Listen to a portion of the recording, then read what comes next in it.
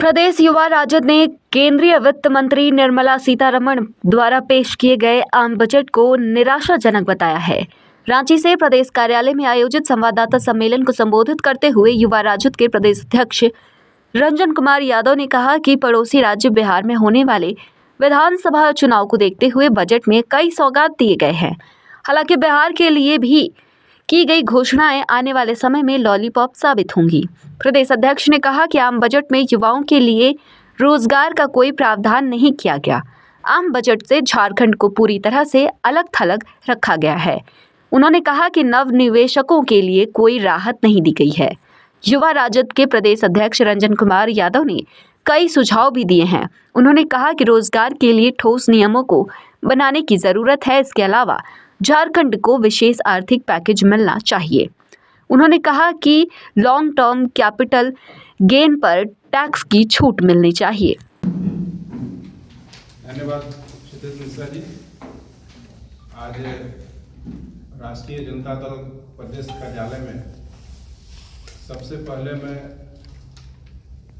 संजय रंजन जी, जो हमारे अभिभावक स्वरूप हैं और पहले आजसू में थे, आजसू राष्ट्रीय जनता दल में आए, चूँकि हमारे जो राष्ट्रीय अध्यक्ष हैं आदरणीय लालू प्रसाद यादव जी, हमारे युवा के प्रतीक नेता, युवा दिलों के धड़कन आदरणीय तेजस्वी यादव जी, उनका विचार और नीति सिद्धांतों को मानते हुए राष्ट्रीय जनता दल का दामन अभी कुछ दिन पहले ही थामे हैं और हमारे विचार से सहमत होकर राष्ट्रीय जनता दल को आगे बढ़ाने का बीड़ा उठाए हैं। इसके लिए मैं आज राष्ट्रीय जनता दल के प्रदेश कार्यालय में इनको हार्दिक अभिनंदन और स्वागत करते हैं और इनसे काफ़ी उम्मीदें हमारी है राष्ट्रीय जनता दल को, और हमारी उम्मीद बढ़ी है और लगता है कि हमारा राष्ट्रीय जनता दल इनके निर्देशानुसार, इनके गाइडलाइन में आगे बढ़ेगा। तो एक बार फिर से हम इनको हार्दिक अभिनंदन और स्वागत करते हुए कार्यक्रम को आगे बढ़ाते हुए हमारे निवेशकों को राहत नहीं मिली। आज जब सरकार long term capital gain tax वसूली करती है तो यह जरूरी था कि लॉन्ग टर्म कैपिटल लोन पर भी भारत राहत दी जाए।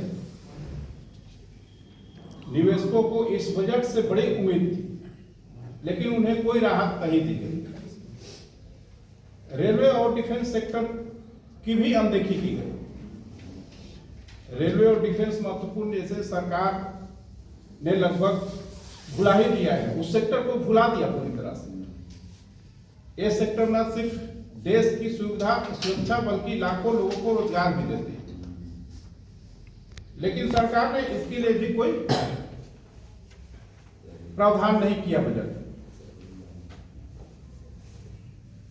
इन सब बातों को देखते हुए कुल मिलाकर लगता है कि यह बजट झारखंड सहित पूरे आम नागरिकों, युवाओं, गरीबों, किसानों और निवेशकों को कोई राहत नहीं दी।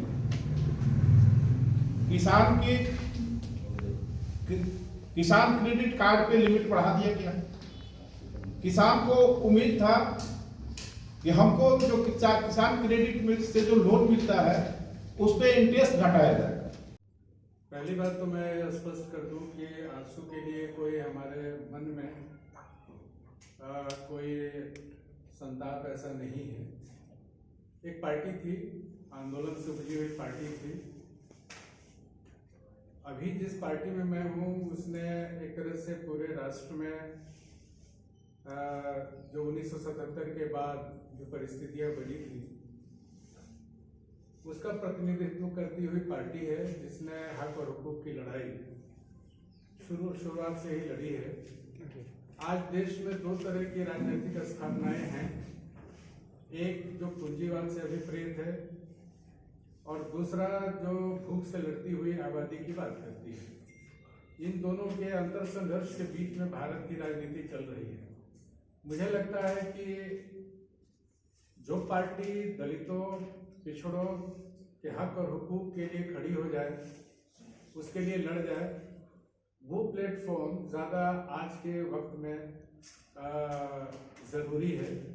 इसलिए मैं आज आरजेडी में हूँ।